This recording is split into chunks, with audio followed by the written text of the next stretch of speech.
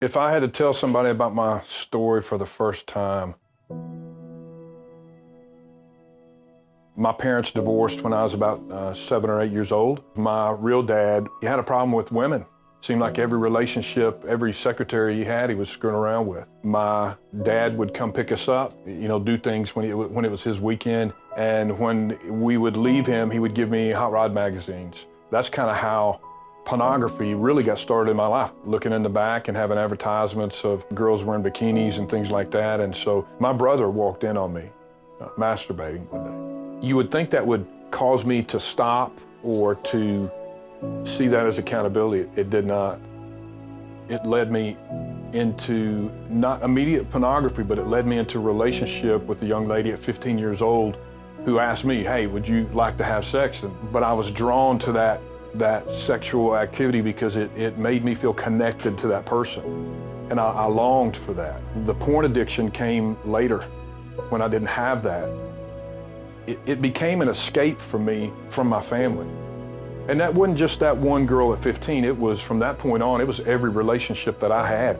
As I continued in my struggles after high school with sex and pornography, went to college.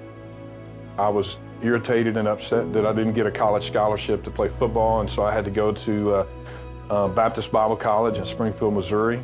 Got in trouble there, wound up getting kicked out of school in Missouri, came home. I thought that I would be able to stay at my parents', and they wouldn't let me stay there, changed the locks on the door, and so I slept in my car.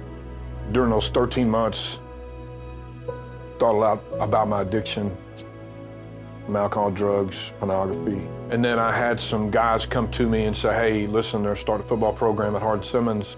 So I got the opportunity to go try out. So when I was at Hardin-Simmons, my college roommate, who was the quarterback, I thought this was going to be a great relationship because I played running back, he was the quarterback, and we'd have these connections. And I remember one time he came in from the weekend and he caught me masturbating in my room. The anger and rage that I had from growing up from my dysfunctional family to sexual relationships and into porn. Once I got married, I thought, okay, I'm gonna get married and I'm never gonna wrestle with this anymore. That was such a lie. Nobody was telling me that, I was telling me that. And so what it did for me is it caused me to get angry over the years. It caused me to be violent. It caused me to question everything. So here, I get married.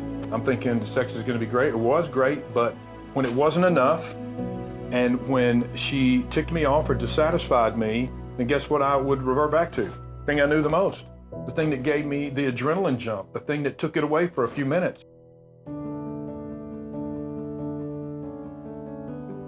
When Tracy walked in and slapped that pregnancy tester down on my keyboard one night and said, Terrin, we gotta talk. And all I could think about was my dad screwing around with all those women and divorcing my mom. So my motivation for change was not Tracy in the beginning. It's part of it, but I did not want to leave to my son what was left to me. I have worked, prayed, and asked God to not let the things that I struggle with pass down to my son or my daughter. I want them to be better and not have to wrestle with the things that I have. It's an addiction. And what you think that's not happening, it will sneak up on you and it will bite you in the end. If you're looking at it all day and you're thinking about it all day, you're not giving attention to your other relationships. You'll see them differently. It taints everything. It's rewiring your brain to not be satisfied with what God's given you. You don't have to look at porn to have an addiction to porn. I really struggle with my memory of years of playing football. Those memories are burned into my mind like it was yesterday. Those things will never go away. My struggles today are not anywhere close to what they used to be. Why? Accountability software, accountability with individuals, my personal relationship with Jesus Christ and my personal growth and taking responsibility for that personal growth. It's made a difference in my marriage. It's made a difference in my personal life and how I lead as a pastor. My wife understands everything about what I wrestle with. Our spouses, man, we got to bring them into this, because the truth is, you've got to be willing to be open about it. And is it scary? Yes, it is.